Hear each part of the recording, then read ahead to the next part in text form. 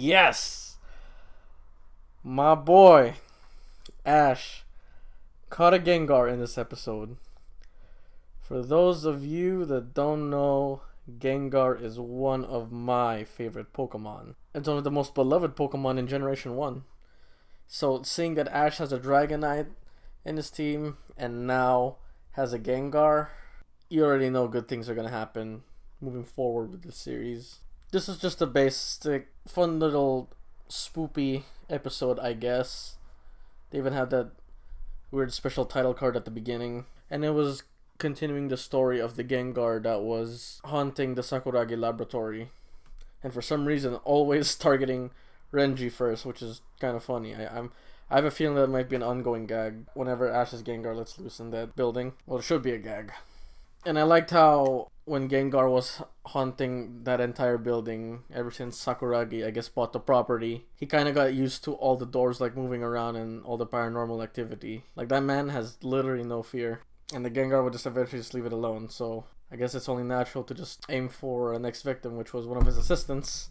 And pretty much the premise of this entire episode is like the title itself, Cursed Satoshi, where everyone thought that Ash had this curse when they were trying to fight off or ward off the Gengar that they were trying to find in the building. And eventually it follows all these scenes where Ash is getting so much bad luck with his food wherever he walks, and has these obvious looking purple eye bags that tell you that something is definitely not right with this boy.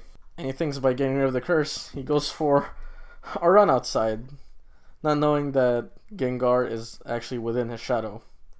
And while Ash was running, he actually bumped into this techno-punk, futuristic like trainer. His hairstyle kind of reminds me a bit of Gladion, but a bit more nerdier and less edgier. And then we find out he was actually the trainer of the old abandoned Gengar. And that's where the sad story comes in, where we find out like this Gengar was actually abandoned at the building of the Sakuragi Institute, where his old trainer told him to just wait and not move because he felt that he was getting a lot of bad luck in his battles. His Gengar was present, and Gengar waited like a loyal dog, literally just standing each day as it turns night to day, just standing different positions outside of the building with that big, creepy looking smile, having faith that his trainer will come back and not abandon him. He eventually got sick of it and ended up haunting the entire building whenever someone wanted to buy that property.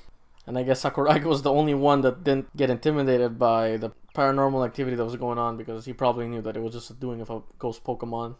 So when the Gengar confronted its trainer, the trainer finally told the Gengar off why he did what he did. So the Gengar was now very frustrated and had no faith in humans whatsoever.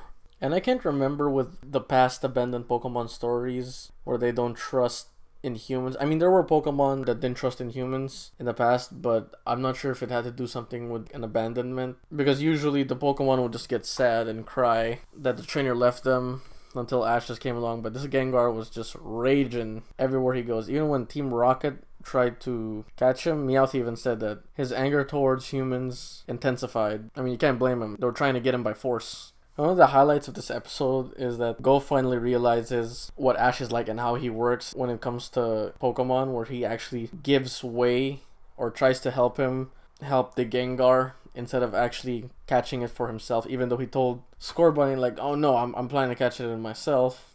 But he knew that, you know what, maybe Ash got this. And I remember from their fight with Team Rocket, when Ash finally freed Gengar off that ghost Pokemon vacuum that Team Rocket had, and Gengar knew when Ash wanted to fight alongside him, the Gengar was like, you know what? You saved me from these jerks. I'll definitely help you out. Even though that he was a human, and he literally just has this hatred for humans ever since the old trainer abandoned him. And there was this one cool spot where Team Rocket had their Dusclops use Ice Punch on Pikachu, and it literally froze its tiny legs in one hit. The Gengar thought it out with a simple use of a Shadow Ball. I wish that worked in the games, besides fire type move, because the way how it was portrayed in the anime looked pretty cool. That was probably just for story purposes, just for Pikachu to be free from it. And they have this move in Japanese where the Dusclops uses Nighthead. I'm assuming that's Nightshade in English, but I didn't know it was named Nighthead in Japanese. It kind of makes sense because the dark beam comes out through their eyes or heads. So that is what it's originally called. And all this time throughout the episode, Ash actually just had apparently a fever. So was he really cursed by Gengar, or was he just really having bad luck with his fever? And this was another example of an episode where a Pokemon chose Ash to be its trainer instead of Ash trying to choose or catch his own Pokemon. And that's what I like to see.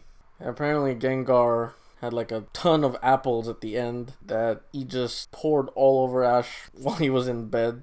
I don't know how that didn't give him bruises, because apples are pretty hard when they hit. And I don't get what's the deal with like apples and the Pokemon anime, because we've seen a lot of those in the past, especially during Best Wishes. It is definitely their favorite fruit that they like to use whenever they just want to have like a simple snack or simple meal.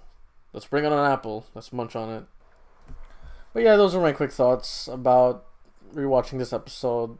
I liked it a lot, though I felt they could have maybe prolonged the story with Gengar inside hunting everyone, you know, just so they could build it up more until Ash finally catches it. Because it was literally the episode where we just found out that it hated humans because his trainer got abandoned. But it's good to see that Ash always has a good heart every time he sees an abandoned Pokemon. You just know he wants to help it out. So if any trainer releases their Pokemon, expect Ash to catch it.